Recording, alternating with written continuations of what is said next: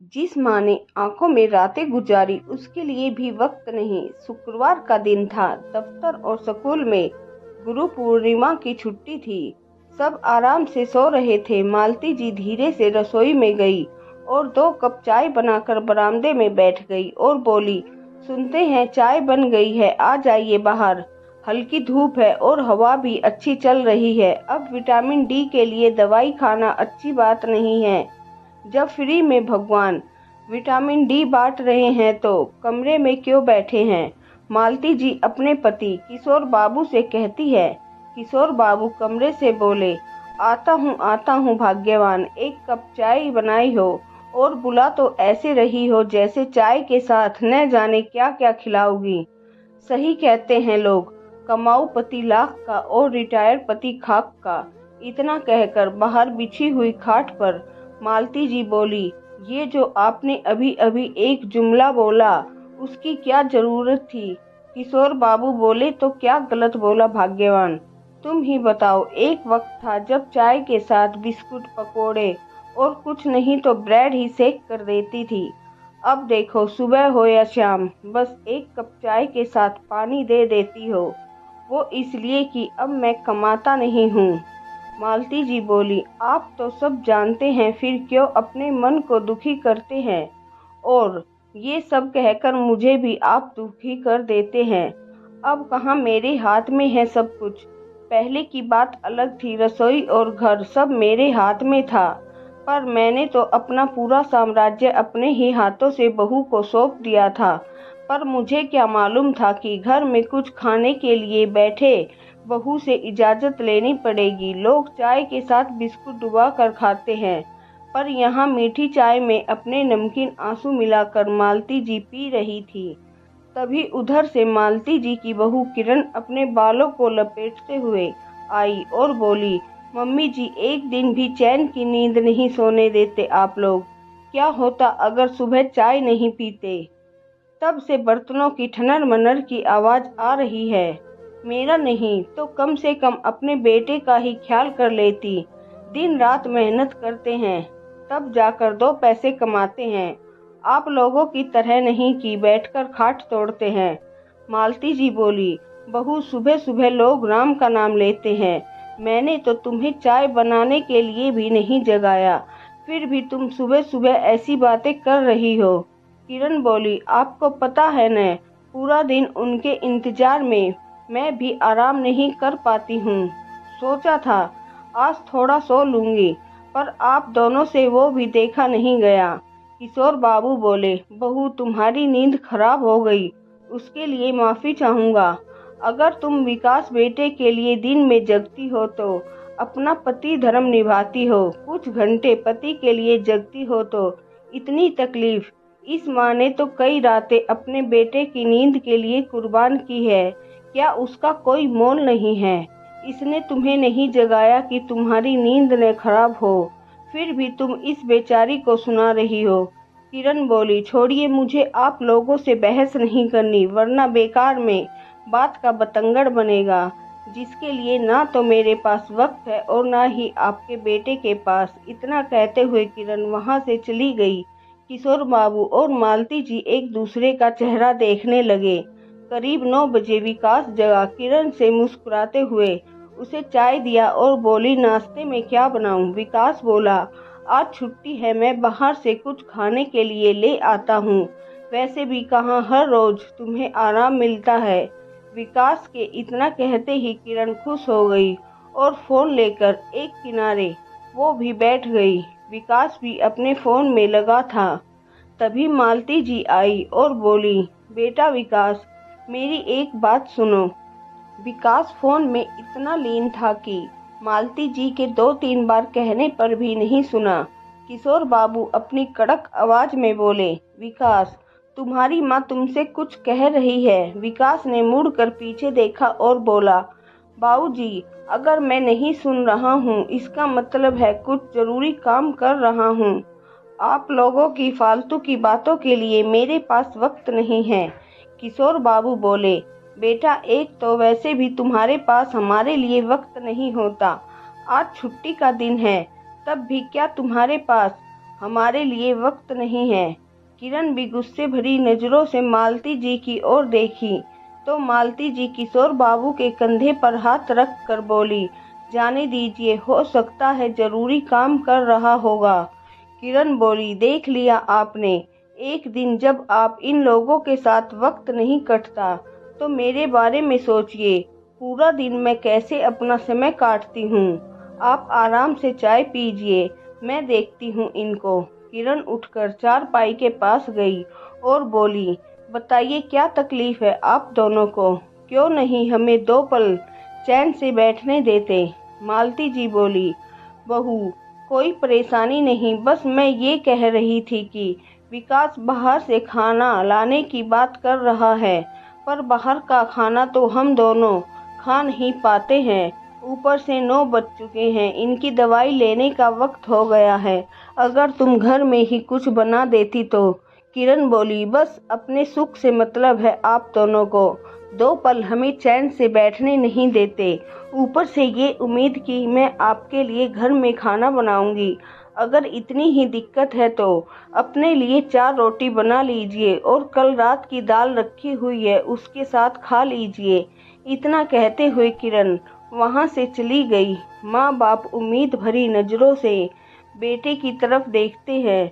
बेटा फोन में देखते हुए चला गया। मालती जी अपने आंसुओं को छुपाने की नाकामयाब कोशिश करते हुए किशोर बाबू से बोली, सुनिए, मैं रोटी बना देती हूँ या फिर देखती हूँ, अगर फ्रिज में ब्रेड होगा तो वो सेक दूंगी। कभी कभी हल्का फुल्का नाश्ता भी करना सेहत के लिए अच्छा होता है। किशोर बाबू मुस्कुराते हुए पत्नी को देखते और सोचते, क्या से क्या हो गई जिंदगी। बच्चों के मुंहों में हर रोज की लगभग यही कहानी थी। आज तो बेटा था, जब उसके सामने माँ बाप की ये स्थिति थी तो उसकी अनुपस्थिति में बेचारे बूढ़े माँ बाप की क्या दशा होती होगी, ये कल्पना करना भी मुश्किल है। कुछ रोज बाद किरण अपनी किसी सहेली के किट्टी पार्टी से लौटी तो उसने शाम में कुछ बनाया नहीं था। मालती जी चुपचाप रसोई में गई, फ्रिज खोली, जैसे ही ब्रेड का पैकेट निकालने लगी तो किरण पीछे से बोली, मम्मी जी लगता है ब्रेड खाने की आपको लत लग गई है। काजल का स्कूल खुल गया है, वो सुबह सुबह ब्रेड बटर खाकर जाती है। अब अगर आपने अभी खत्म कर दिया तो सुबह मैं कहाँ से लाऊंगी। सुबह की रोटी बनी हुई है, सब्जी भी बची हुई है, उसे खाकर खत्म कीजिए, क्यों अनाज बर्बाद कर रही हैं। बेचारी मालती जी चुपचाप सुबह का खाना गर्म की और किशोर बाबू के पास ले गई। किशोर बाबू चुपचाप खा लिए पर उनकी आंखें भर आई। मालती जी ने देखा और बोली, सुनो जी, अब बर्दाश्त नहीं होता। आपको पेंशन मिलता है पर आप वो भी पैसे अपने बेटे बहू के डर से खर्च नहीं करते कि लोग कहीं बेटे से सवाल ना करे कि बुढ़ापे में माँ बाप का खर्चा नहीं उठा पाते। उनके साथ रहने में क्या हमारी जिंदगी ऐसे ही गुजर जाएगी। इससे बेहतर तो आप मुझे किसी वृद्ध आश्रम में छोड़ आइए। अपना दुख तो फिर भी मैं सह लूंगी, पर आपका मुरझाया चेहरा मुझसे देखा नहीं जाता। इतना कहकर फूट फूट कर रोने लगी। किशोर बाबू मालती जी के आंसू पोंछते हुए बोले, मालती, कल का सूरज तुम्हारे लिए नई रोशनी लाएगा। मैं वचन देता हूँ, तुम्हारी आंखों में एक आंसू नहीं आने दूंगा।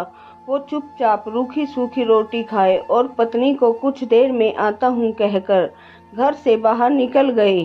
किशोर बाबू के घर को छोड़कर 4 घर बाद उनका एक पुराना मित्र विमलेश मिश्रा रहते थे, जिनसे वो हर रोज मिलते थे। वो उनके हालात के बारे में सब जानते थे। उन्होंने अपनी आप बीती उन्हें बताई। मिश्रा जी बोले, यार किशोर, मैंने तो तुम्हें पहले ही कहा था, करीबन यहाँ से 15 किलोमीटर दूर एक सोसाइटी बन रहा है जहाँ हमारे पुराने कई मित्र रह रहे हैं।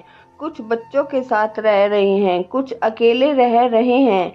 मैंने भी कुछ पैसे लगाकर वहाँ घर लिया है और इस घर के निचले हिस्से में बैठा रहेगा और ऊपरी हिस्से में किराया लगाकर जा रहा हूँ। उसी किराए से महीने का खर्च भी निकल जाएगा।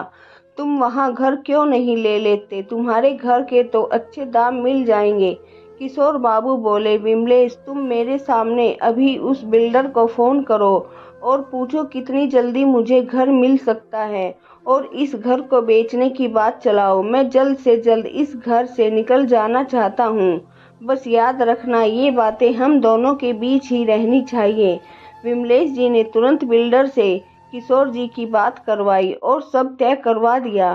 कुछ घंटे बाद किशोर जी घर लौट आए तो किरण दरवाजे पर थी। बोली, बाबूजी ये क्या नया शौक पाल लिया है, ये कोई घर आने का समय है। किशोर बाबू ने कुछ जवाब नहीं दिया, चुपचाप कमरे में चले गए। मालती जी ने जब पूछा तो किशोर बाबू ने बस धैर्य रखने को कहा और कोई जवाब नहीं दिया। करीब करीब 15-20 दिन बाद विमलेश जी का फोन आया। उन्होंने पूरी बात बताई। किशोर जी मुस्कुराकर मालती जी को बोले, इस घर में कुछ अच्छी यादें तो है नहीं, जो थोड़े बहुत तुम्हारे कपड़े और अम्मा बाबूजी की तस्वीर है, एक अटैची में रख लो। फिर उन्होंने पत्नी को सारी बात बताई। मालती जी घबरा रही थी। किशोर बाबू बोले, घबराती क्यों हो, तुम्हारा पति अभी जिंदा है। जिन बच्चों के लिए तुमने अपनी रातों की नींद गंवाई हो, जब उनके पास तुम्हारे लिए वक्त ही नहीं, तो इस घर में हम रहकर भी क्या करेंगे। शाम में विमलेश जी के साथ कुछ लोग आए। किरण ने बहुत हंगामा किया और विकास को फोन लगाया। उन लोगों ने पूरा घर देखा। मालती जी और किशोर बाबू ने कागज पर दस्तखत कर दिए। उतनी ही देर में विकास लौट कर आया। जब तक विकास को सारी बात पता चली, किशोर बाबू ने अपना काम कर दिया। बिल्डर ने बताया, फिलहाल एक घर तैयार है, आप कुछ दोनों के लिए उस घर में शिफ्ट हो जाइए। करीब 1 महीने बाद आपका फ्लैट भी तैयार हो जाएगा।